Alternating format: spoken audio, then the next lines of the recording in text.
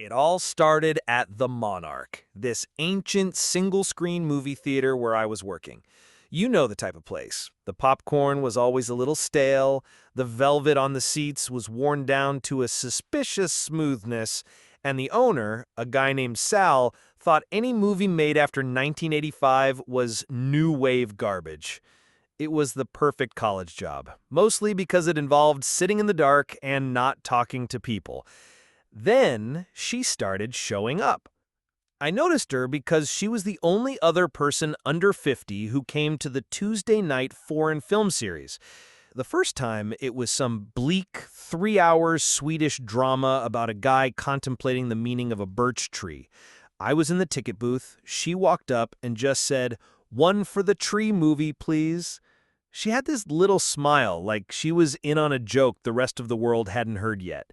She was wearing a beat-up denim jacket with a bunch of weird pins on it and had this way of looking right at you, not through you, like most customers. She became my Tuesday regular. I learned her name was Maya from her student discount card. I'd try to think of something clever to say each week, something more than, "That'll be $7.50. Most of the time I just fumble to change or stammer something about the weather. Real smooth. In my head, though, I was done Draper. I had witty, charming conversations with her that lasted for hours. In reality, our entire relationship was a 10-second transaction once a week. One Tuesday, we were showing some bizarre French film that was apparently a silent comedy, but no one was laughing. It was a slow night, just her and two old guys who fell asleep 10 minutes in. The movie ended, the old guys shuffled out, and I started my closing duties. I was sweeping up popcorn when I saw it. Lying next to aisle G, a small, leather-bound notebook. I knew it was hers. It just seemed like something she would have. I probably shouldn't have, but I opened it. The first page just said, "Things I'll probably never do." The list was wild. Learn to sword fight. Win a hot dog eating contest. Tell the guy at the movie theater his shirt is on inside out. I instinctively looked down at my shirt. It wasn't. But then I read the last entry on the page, and my stomach did this weird flip-flop thing. It said, "Ask the movie theater guy his name." I stood there for a solid minute under the dim emergency lights of the Monarch, holding this book in my hands. The whole place was quiet except for the hum of the old projector cooling down. I had her notebook. She was probably freaking out looking for it, and I had a choice. I could just leave it in the lost and found for her to pick up tomorrow, or I could do something a little braver. I closed the book, tucked it safely in my backpack, and knew, with a certainty that was both terrifying and thrilling, that my next move was not going to be the easy one. The next afternoon, I was a nervous wreck. I'd picked up an extra shift from a coworker, my only reason being the slim, terrifying chance that Maya would come back for her notebook. I had it tucked under the counter, and I kept touching my pocket to make sure my pen was still there. I had a plan, you see. A terrible, brilliant, probably going to get me laughed at plan. The theater was dead. It was a Wednesday, and we were showing some dusty old Western. The only sounds were distant gunshots from the movie and my boss Sal grumbling about the price of soda syrup. Every time the little bell on the front door jingled, my heart would try to escape through my throat. It was just a delivery guy, then a lost tourist, then one of Sal's poker buddies. By 4 o'clock, I'd given up hope. I figured she'd just buy a new notebook and I'd be left with this weird little souvenir of the girl I never actually spoke to. And then the bell jingled again. It was her. She looked completely different in the daylight, less mysterious and more frantic. Her hair was tied up messily, and she didn't have her usual calm, in-on-the-joke expression. She looked genuinely panicked. She strode right up to the candy counter, bypassing the ticket booth entirely. "Hi, I was here last night for the Swedish movie. I think I might have lost something. A little black notebook?" My heart was doing a drum solo against my ribs. I tried to look casual, like I found lost notebooks all the time. I leaned down, pretended to search for a second, and then placed it on the counter between us. This one? Her whole body sagged with relief. Oh my God, yes! Thank you so much! I thought it was gone forever. My entire life is in there. I know. I mean, not your whole life. Just the parts about sword fighting and hot dogs. A blush crept up her neck and spread across her cheeks. She froze, her hand halfway to the notebook. Oh, you read it? Just the first page, I said quickly, trying to backpedal. I had to make sure there wasn't, a name or contact info for the lost and found. This was a complete lie, but it sounded official. She just stared at the notebook, mortified. This was it. The moment of truth. My plan felt monumentally stupid now, but I was already on the roller coaster. I couldn't get off. I took a deep breath, grabbed the pen from my pocket, and slid the notebook back towards me. I opened it to the first page, uncapped the pen, and held it over the last line she'd written. So, to help you cross one of these off, my name's Leo. She looked up from the notebook and met my eyes. Her expression was a mix of total shock and embarrassment. A few seconds passed that felt like an entire geological era. I was pretty sure I was going to pass out. Then, the corner of her mouth twitched. The panic in her eyes was replaced by a flicker of amusement. That little smile I'd only seen from the other side of the ticket booth glass was back, and this time it was right here, just for me. Leo, she repeated, like she was testing the word out. She reached out, took the pen from my hand, and drew a firm, confident line through the last item on her list. Then she looked at me. Okay, Leo, what's our plan for the hot dog eating contest? I'm pretty sure my brain just shut down for a second. I'd spent weeks constructing elaborate, imaginary conversations with this girl, and in her first real one with me, she was already planning our competitive eating debut. All I could manage was a weak, plan? She grinned. A real, full-blown grin this time. Yeah, a plan. You don't just walk into a hot dog eating contest without a strategy, Leo. That's how you lose. And that's how I found myself, 2 days later, standing in front of a rickety folding table at the Portside Pier's annual summer fair. The air smelled of salt, fried dough, and impending regret. Maya was next to me, doing what she called light stretches. I was mostly just trying to keep my lunch down. It turned out she'd done her research. This wasn't just a random idea. The fair was this weekend, and the hot dog contest was a yearly tradition. She'd found our destiny on a community events webpage. The other contestants were intimidating. There was a guy who looked like he wrestled bears for a living, a terrifyingly thin woman who was clearly a pro, and a set of identical twins who for some reason were wearing matching Viking helmets.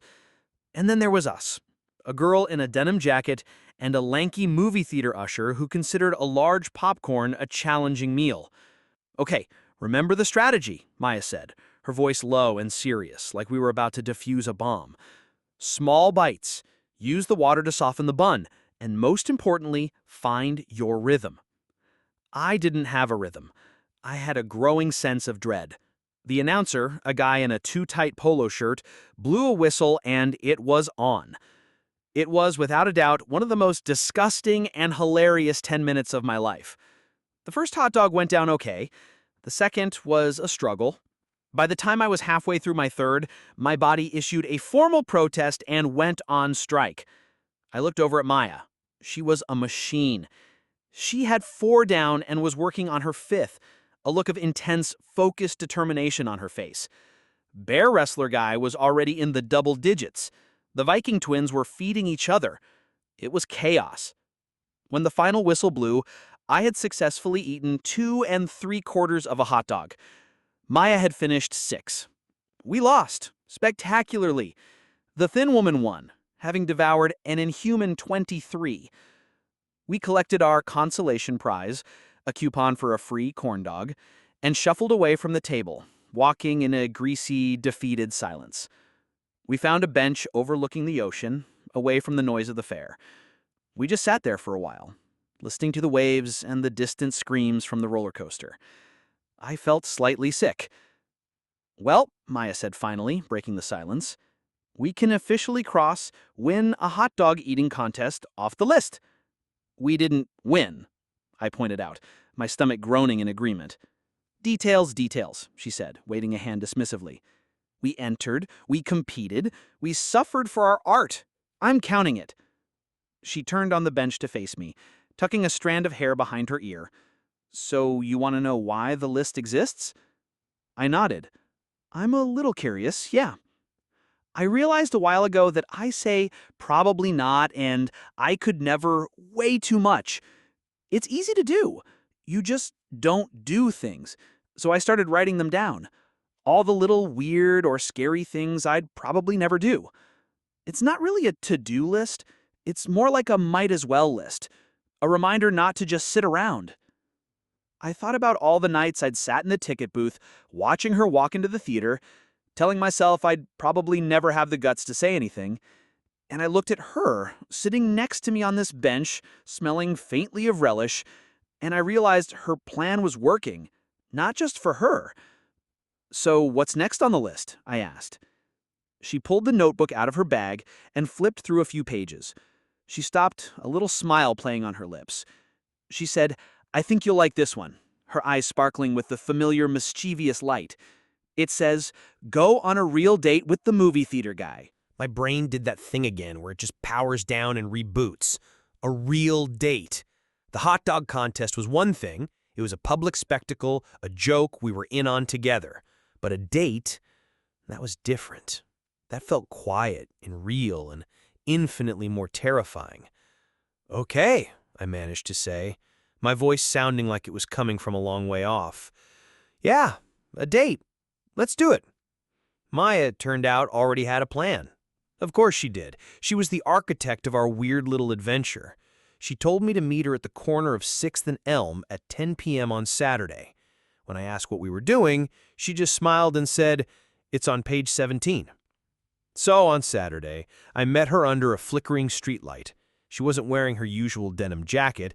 Instead, she had on a soft, oversized sweater that made her look cozy and completely out of place on the slightly grimy city street corner. So, page 17? I asked. She pulled out the notebook. It was starting to look less like a prop and more like our actual script. She flipped to the page and showed me the entry, written in her neat, deliberate handwriting. Stay up all night and watch the sunrise. Our all-night date started in a 24-hour diner that smelled of stale coffee and bacon. We slid into a cracked, red vinyl booth and talked for what must have been hours. We talked about everything and nothing. I told her about my secret, cliché dream of going to film school, how I loved the Monarch because it felt like a museum to a dying art form. She told me she was an art major, but what she really loved was building things, tiny, intricate dioramas of places that didn't exist. She said the notebook was her way of trying to make her real life as interesting as the one she built in miniature. Around 2 a.m., fueled by syrupy coffee, we started walking. The city is a different animal at that hour. It's quiet and empty, and you feel like you have it all to yourself. We walked through parks that were usually crowded, their benches now empty under the orange glow of the streetlights. We talked about our favorite bad movies, our weirdest childhood fears, the best and worst parts of our families. Every story she told me felt like a little gift, a piece of her life she was handing over for me to hold. By 4:30 a.m., we were both starting to fade. The energy from the coffee had burned off, leaving behind a kind of warm, shared exhaustion. Maya seemed to know exactly where we were going. She led me up a long, winding street that got steeper and steeper until it turned into a path. We were at the base of Chandler Hill, a big park that overlooked the entire city. We climbed to the top in a comfortable silence, the only sound our breathing and the crunch of our shoes on the gravel. We found a wooden bench at the scenic overlook, the city lights spread out below us like a blanket of fallen stars. We sat there shoulder to shoulder as the black sky began to slowly soften into a deep, bruised purple. I used to think the list was about being brave, she said softly, her voice barely a whisper in the pre-dawn quiet. But it's not really. It's about not being afraid to be, I don't know, a little ridiculous. For the record, I said, eating 6 hot dogs wasn't a little ridiculous. It was a heroic feat of athletic prowess. She laughed, a tired, happy sound that was the best thing I'd ever heard. As the sky bled into shades of pink and orange, she shivered a little. I did the only thing that felt natural. I put my arm around her. She leaned into me, resting her head on my shoulder. We just sat like that as the first sliver of the sun peeked over the horizon, setting the edges of the distant buildings on fire. The whole world felt like brand new. After a long moment, I felt her shift. I looked down and she was looking up at me, her eyes reflecting the new morning light. And that's when it happened. It wasn't a big, dramatic movie-style kiss. It was slow and gentle and a little clumsy. It tasted faintly of diner coffee and felt like the start of something I never, ever wanted to put on a list of things I'd probably never do. We walked back down the hill as the city started to wake up, the first few cars rumbling down the streets. And when we got back to her corner, she pulled out the notebook one last time. With the sun now properly in the sky, she drew a firm line through, "Stay up all night and watch the sunrise." She looked at the book, then back at me, and her smile was brighter than the sunrise we had just watched. "That's the best one so far," she said. The weeks after the sunrise date were different. The list was still there, tucked in Maya's bag, but it didn't feel like the engine driving us anymore. We were just together. We'd get pizza and argue about which toppings were objectively the worst. She defended pineapple with a passion I found both horrifying and adorable. I'd go to her tiny, cluttered apartment and watch her build her dioramas, these intricate little worlds inside shoeboxes. She came to the Monarch on a Saturday night, a night she never came, and bought a ticket for whatever blockbuster Sal was reluctantly showing. She sat in the back row, and the whole time the movie was playing, all I could think about was that she was out there, in the dark. One rainy afternoon, we were at her place, and she was quieter than usual, just staring at the notebook lying on her coffee table. A part of me, the insecure part that still felt like the stammering kid behind the ticket counter, got a little worried. I wondered if she was getting bored. Maybe the reality of dating me wasn't as exciting as the idea of checking items off a list.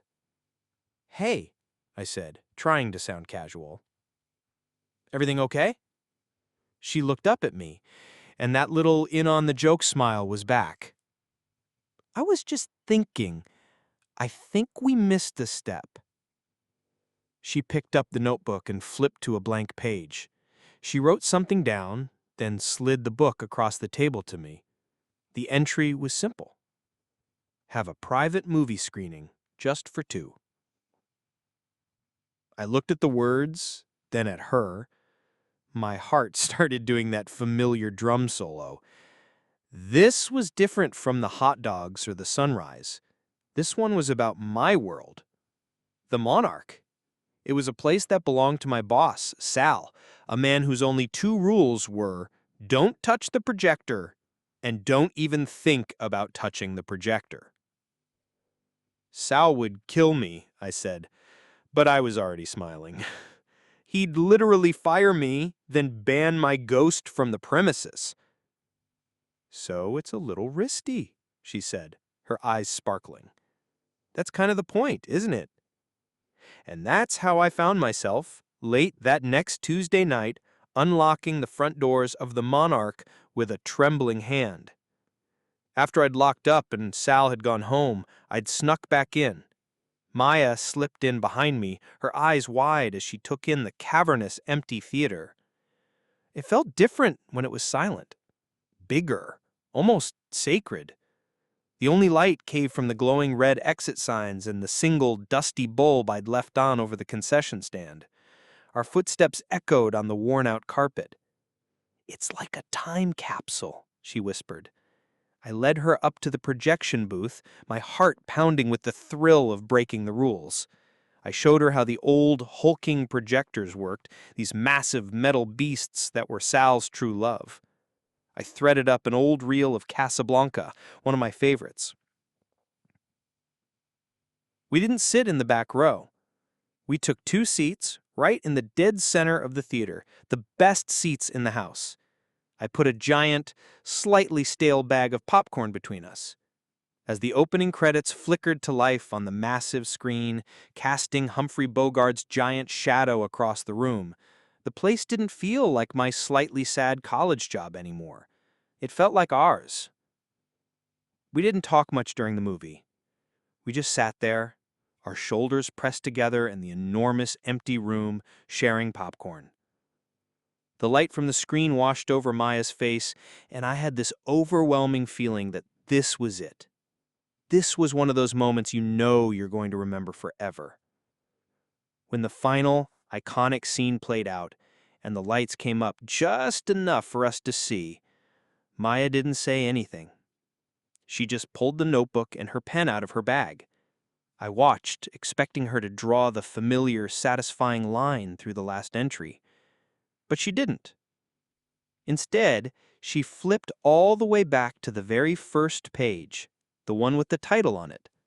Slowly, deliberately, she drew a thick line through the words, "Probably never." Then, she scribbled something new underneath. She turned the book so I could see it. The title no longer read, "Things I'll Probably Never." It read, "Our To-Do List." I looked from the notebook to her face, and I knew, with a certainty that was no longer terrifying, only thrilling, that this was just the beginning. The list wasn't about her anymore, and it wasn't about me. It was about us. And we had a whole lot of pages left to fill.